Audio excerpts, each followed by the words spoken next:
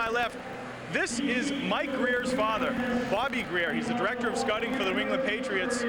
At what point in time did you stop becoming, or did you start becoming Mike Grier's dad, and he stopped becoming Bobby Grier's son?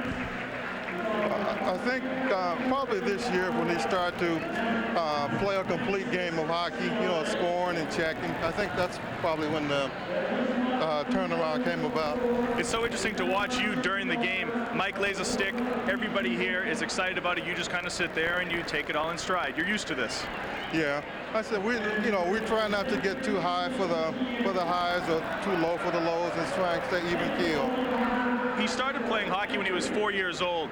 You said that your other son, Chris, is a football player. Was there any chance of Mike also playing football, or was hockey his first love? Well, I think when we moved here, he's always been too big for the weight limit. So he played other sports other than football.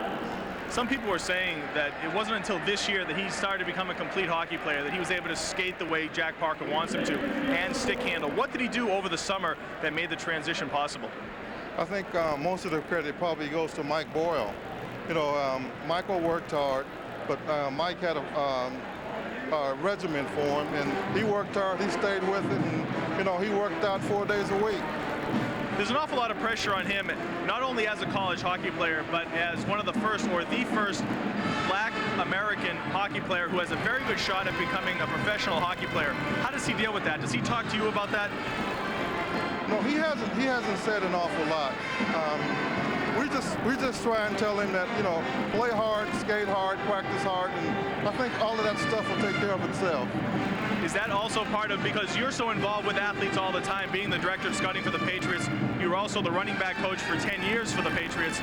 Is that part of the coaching of him as his father? I think so.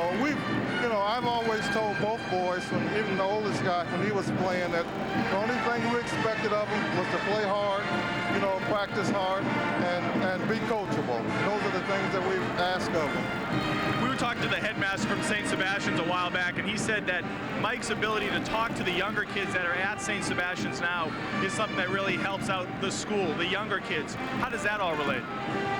Well, I think most of the credit goes to St. Sebastian and Billy Burke. They have to do public speaking, and I think that really helped me. The Sports Illustrated people were here. They're here tonight. They're doing a story on him.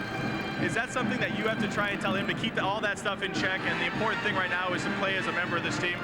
Yeah, we just tell him to, hey, take everything in stride, and what happens to happen, and just don't get too high, and so when you do have a down period, you're able to stay keep an even keel.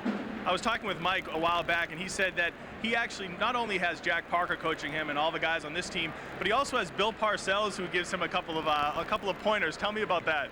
Yeah, well, Bill calls him Bruiser, and there was one game that he had a breakaway, and Bill told him that a 52-year-old man that just had open heart surgery and who couldn't skate would have made that goal. So he stays on him a little bit, And how does Mike take that? Oh, he just laughs it off. He tells Bill to stay cool, don't get excited. It must be easy to talk to Bill when you know that his dad is part of the team. Bobby, thank you very much. Good luck for the rest of the season for Mike. Thank you. Okay.